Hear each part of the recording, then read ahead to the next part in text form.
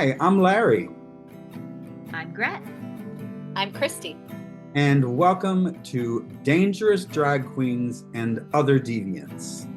A podcast about the outrageous and sometimes dark world of drag, gender, and sexual identity, and how communities facing stigmatization are making a positive impact just by living their lives out loud. Brought to you by Virtual Arts.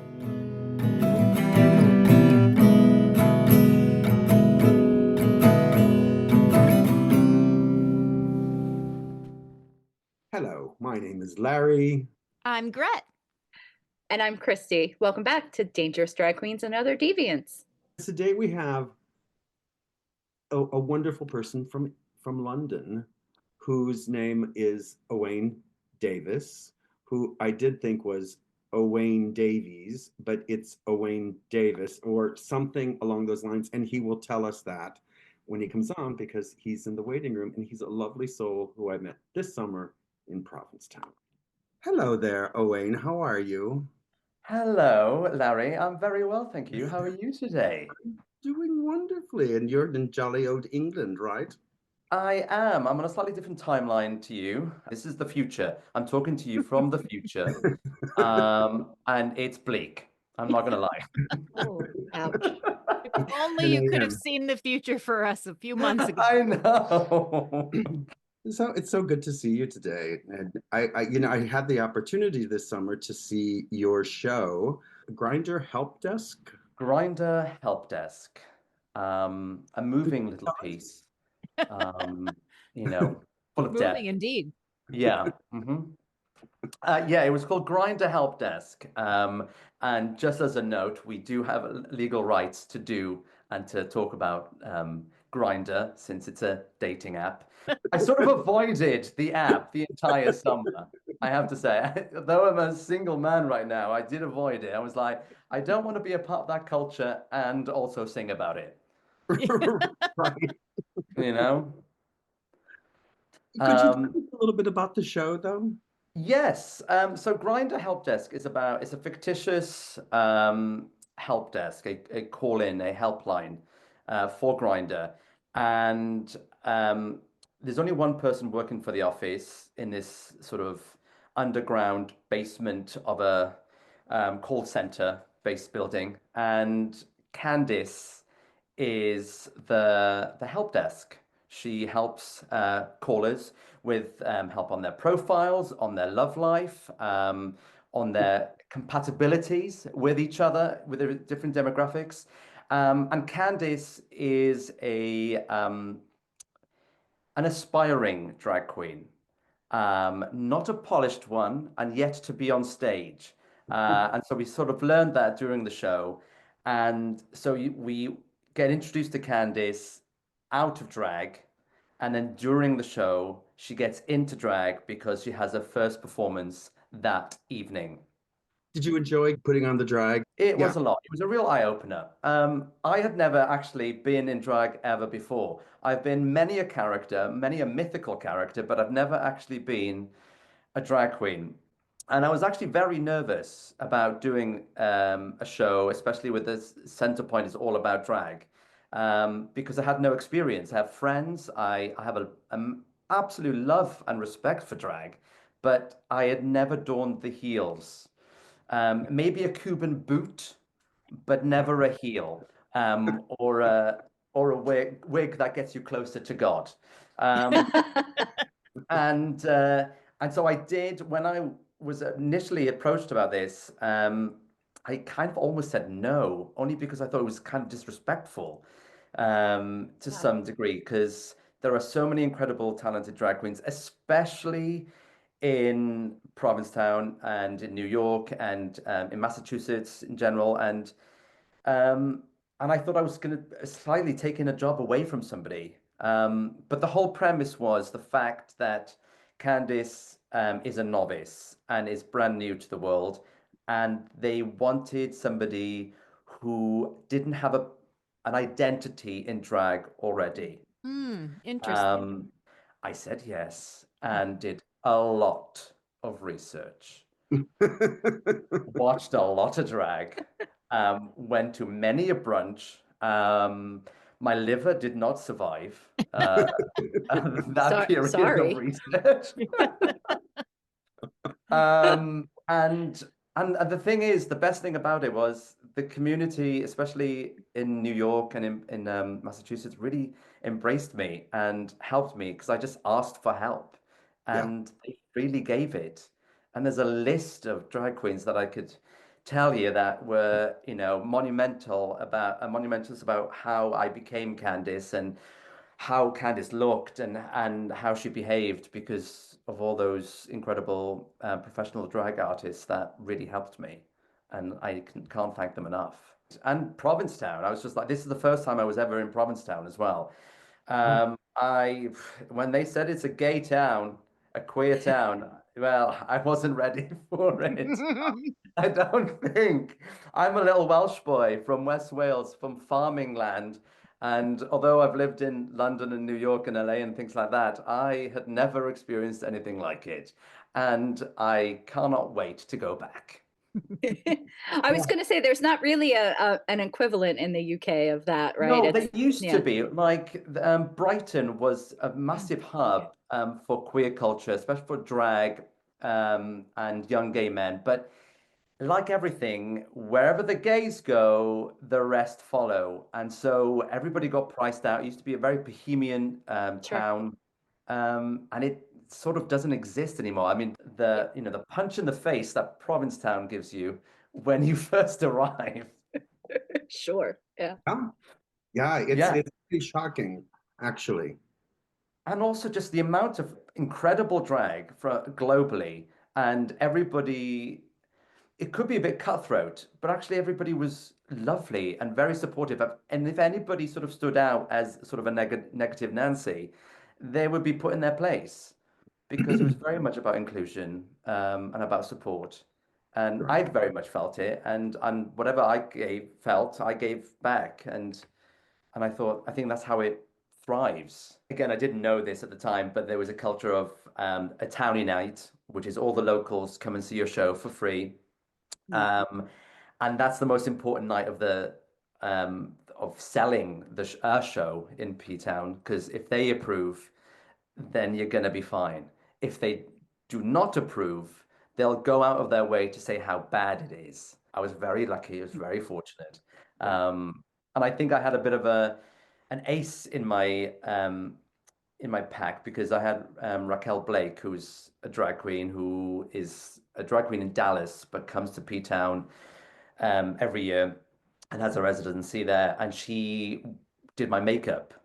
Nice. And that was because there was no way I was ever going to learn how to do makeup. Um, I know how to do, a little bit of touch-ups now and again, but full lashes and, getting rid of the beard and getting that hair and everything, it was all down to her. And she is adored and loved by everybody in P-Town. And so I think that kind of helped. So Lovely. And she designed the makeup and then you did it on stage Yeah, so yourself? I had a couple of Versus her? ideas, and the producers had a couple of ideas, and then so with her style and while we were sort of they were kind of polar opposites to begin with, and then it was just a nice marriage then in the middle, Mm. um, and it was kind of like that pop princess, but has aged a little Mm. um, because I'm no spring chicken, and neither should Candice be or pretend to be. So yeah, and even the makeup sort of developed over the summer, over the months. Um, but the minute she put it on for the very first time, I trusted her, um, and it just went from strength to strength. And then a drag queen called Kira Stone. Again, I can't do wig prep. It's an art form in itself and Oh yeah. incredible. Um, weaving in different wigs together to make volume and to make size and to make it effortless and it not move. Uh, and like a helmet. And I had Kira Stone, who's a local drag queen, a local talent, doing that as well. And again, we sort of played with colors, and then we finally went with sort of this lavender, Oh. pinkish sort of number, which sort of, yeah, Candice, Candy. pop. Oh, beautiful. Yeah. And I was a, I was a closeted homosexual growing up who on the, quiet listened to Britney and to Christina, and to Celine Dion and Whitney Houston, and the Spice Girls was the worst one because no boy could like the Spice Girls. And there I was with my very first Spice Girls album. And Which so she Spice Girl gave, were you? Oh, Were you you one of? just you took the words right out of my mouth, Christy. You're oh, right. I was definitely sporty. I wanted to be Yes. baby, but I was Oh, sporty yeah. because I'm an ex-competitive gymnast.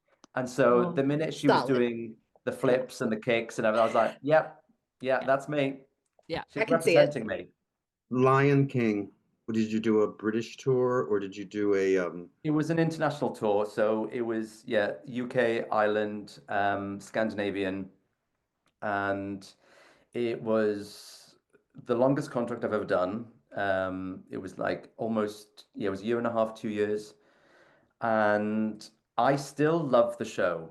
And I will put that down and I'll mark it down. And I suggest and I urge everybody go and see it. If you haven't, you should, because the artistry, the puppetry is still ingenious.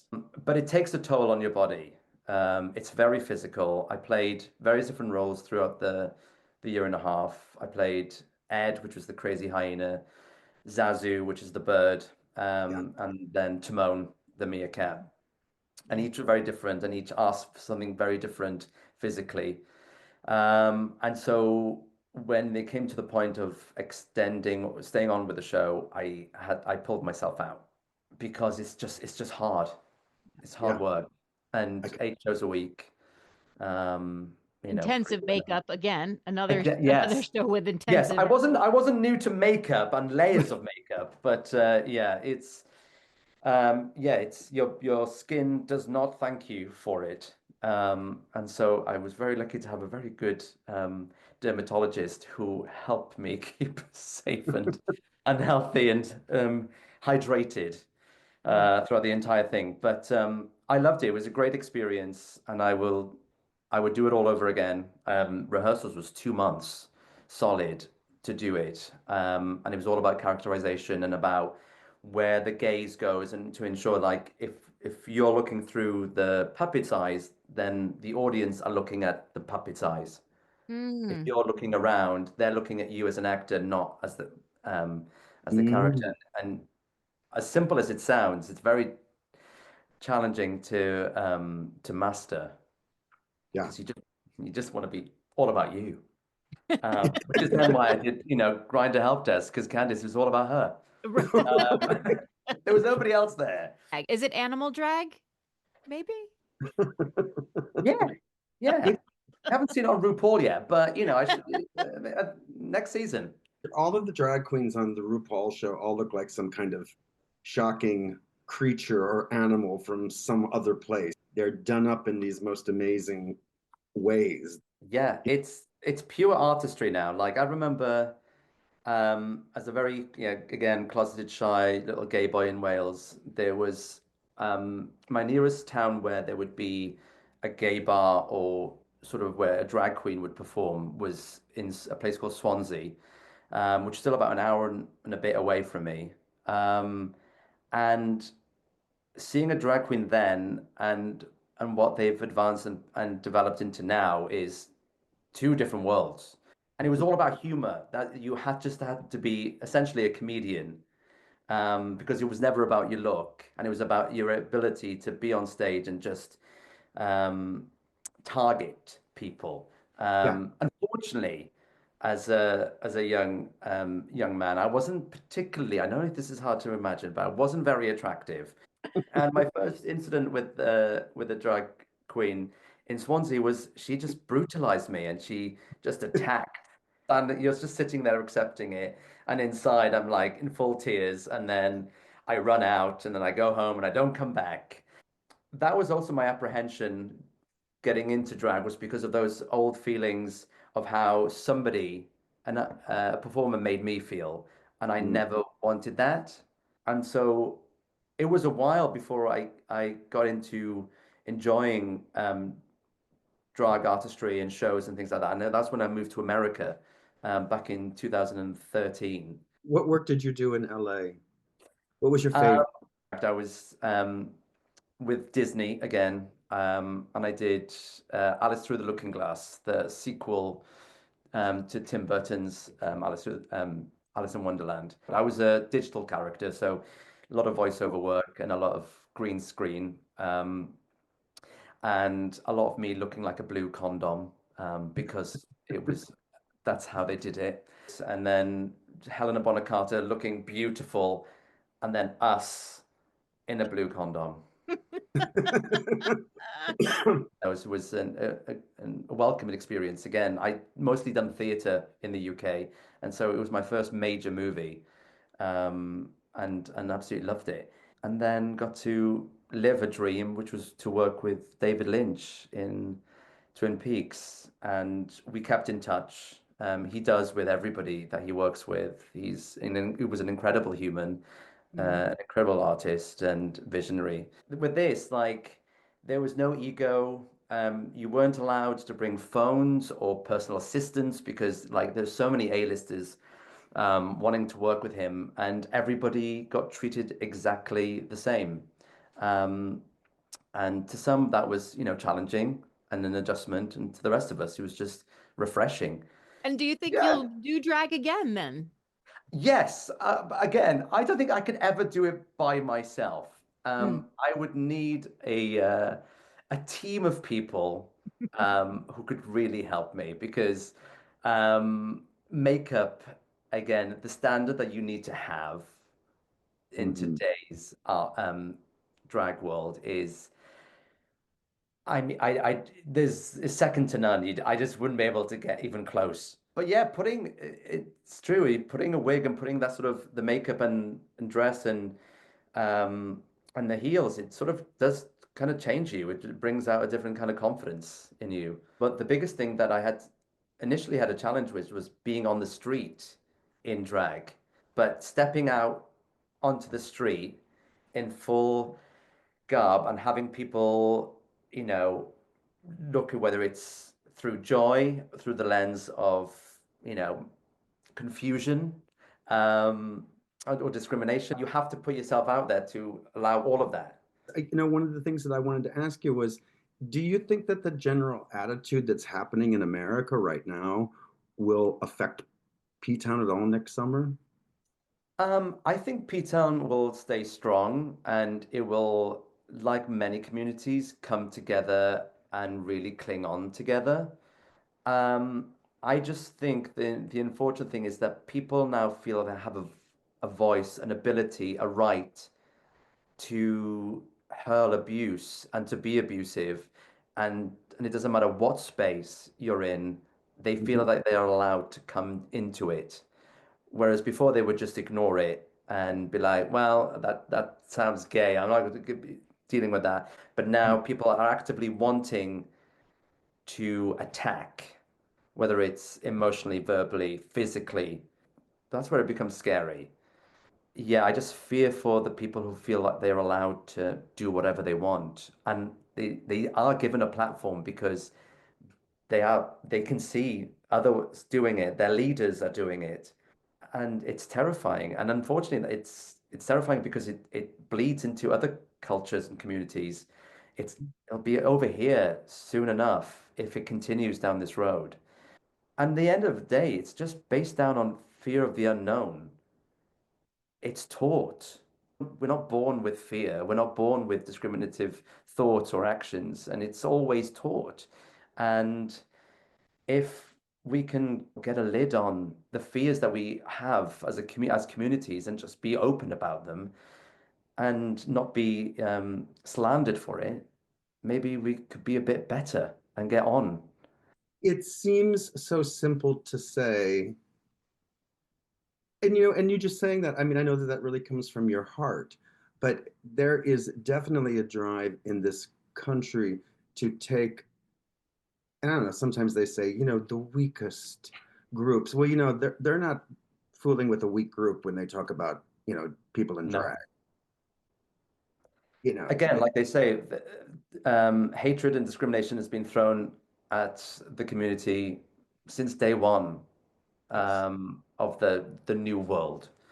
Um, and we've always fought back. And we've always able to thrive, and it will happen again. It's just I just can't believe that these roadblocks keep coming through, and some of them get taller than others, and then they get knocked down. And I just think that we just don't need those roadblocks.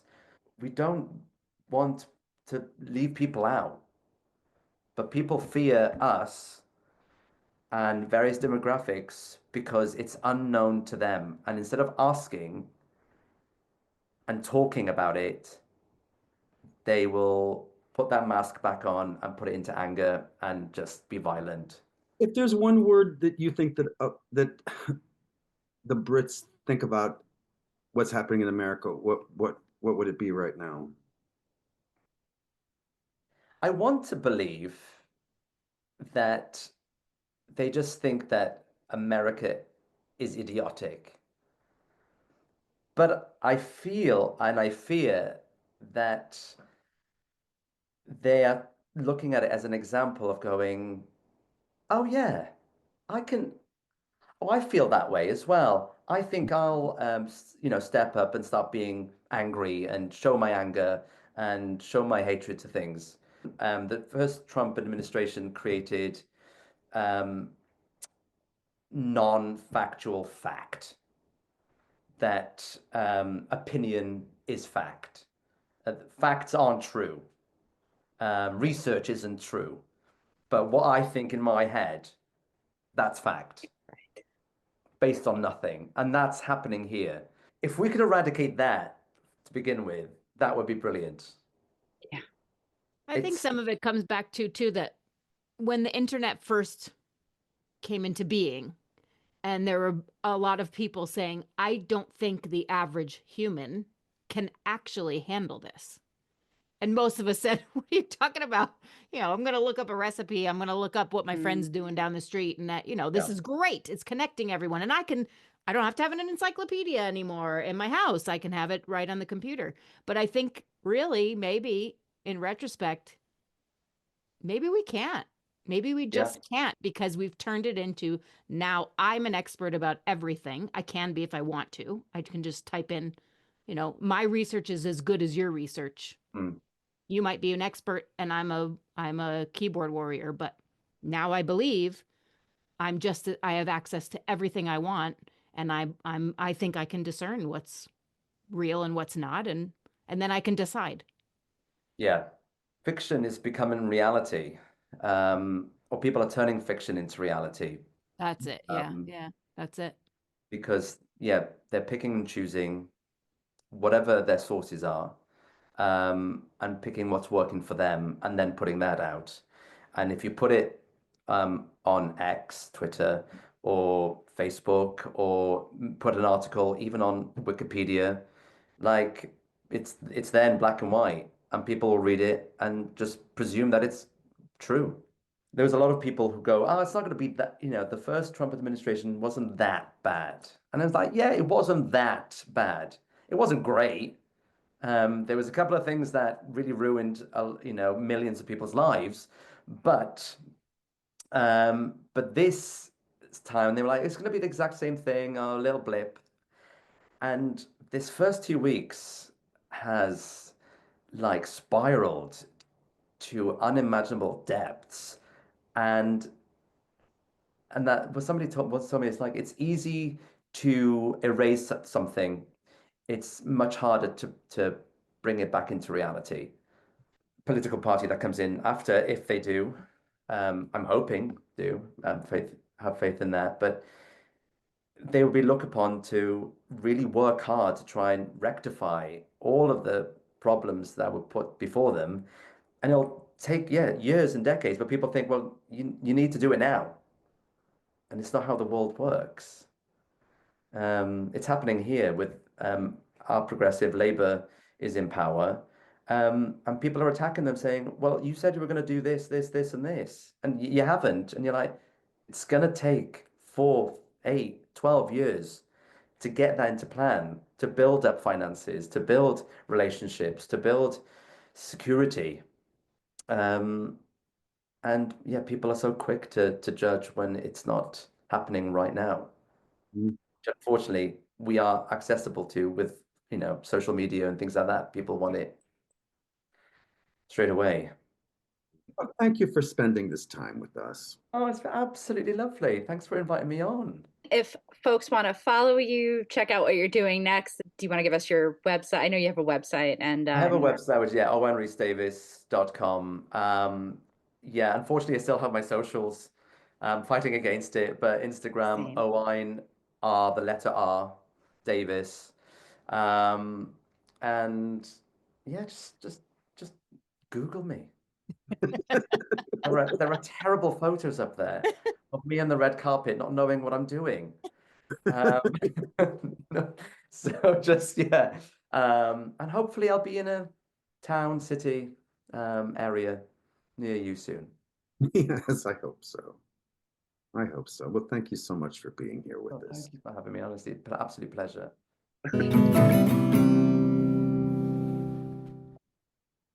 What a lovely human, Larry. Thank you so much for introducing us to him.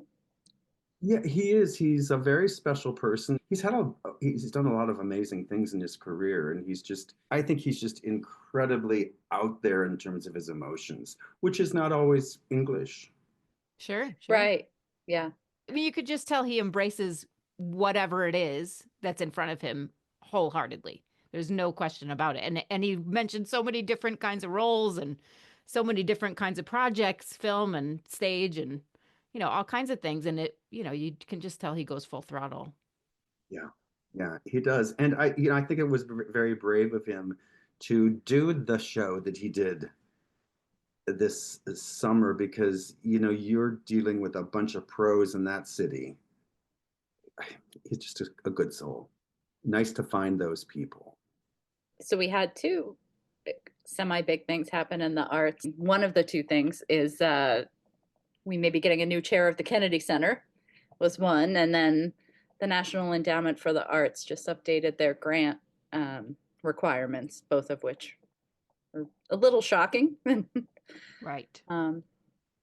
It's been an interesting couple of weeks in the arts community here.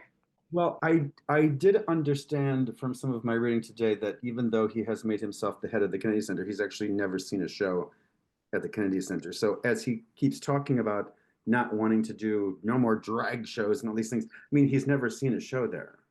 Right.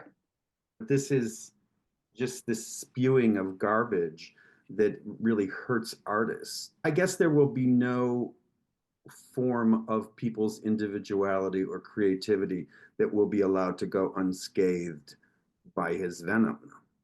Yeah. I did feel very guided by DEI and for a positive way, but sometimes I did feel it was a little overbearing because it made you work. You had to think about it. But the way you're going to have to think about making a proposal for a new grant, it's not the way that my mind works. Right. It's not the way we've trained ourselves to think anymore. They know that the artists are the ones that aren't afraid to say what needs to be said. They know that we're the ones that present it in a palatable way or not so palatable as the case may be, but in a way that it can be consumed by the rest of the country and then used as empowerment. So I'm a little scared that this time they made business about that because they do know they have to. Doesn't mean Well, we change anything about what we're doing. I'm just afraid that that's now they're yeah, going to start realizing that they need to silence people. yeah, or entice them with funding to speak in a specific way. Right. Grants for propaganda. I mean, Yeah. ultimately. Yeah. I don't have any problem with being patriotic. I love that I live here. But Same. I've often in the last few months said I wish the Democrats could, not even Democrats, but the liberals could reclaim patriotism because we are. We Right. want what's best for this. We love this country and we Yeah. want what's best for it, but we're told we're not. Right. well, I mean, I think that we're very patriotic because, just because we want to we want to be inclusive and diverse doesn't mean we're not patriotic and Right. doesn't mean that we're not sickening sweet about, talking about how gorgeous and wonderful America is. You know, as artists, we address the concerns of the world through drama. And, you know, and that's what we're supposed to do. And they can try and stop us, but they're not going to stop us. No, I mean, the most patriotic thing about America, or the most patriotic way to be an American, is to embrace the diversity of our country. That's the whole point of our country, was multicultural people coming together. You know, Well, it will be anyway. It'll continue that way. Really, what can we do except as artists keep using our voice? Yep. And we will continue to do so. I love Dangerous Drag Queens and Other Deviants. Me too. Catch us again next month. Okay, thanks, Christy. Thank you, Grat. see you, everybody. Thanks again. Bye. Don't forget to like and subscribe to Dangerous Drag Queens and Other Deviants, as well as Virtual Arts on Facebook, Instagram, X, and YouTube. And be sure to check us out at www.virtualartsproductions.org for all our latest projects. And if you like what you hear, please share it with a friend. That's all for now. Keep living dangerously and on your own terms.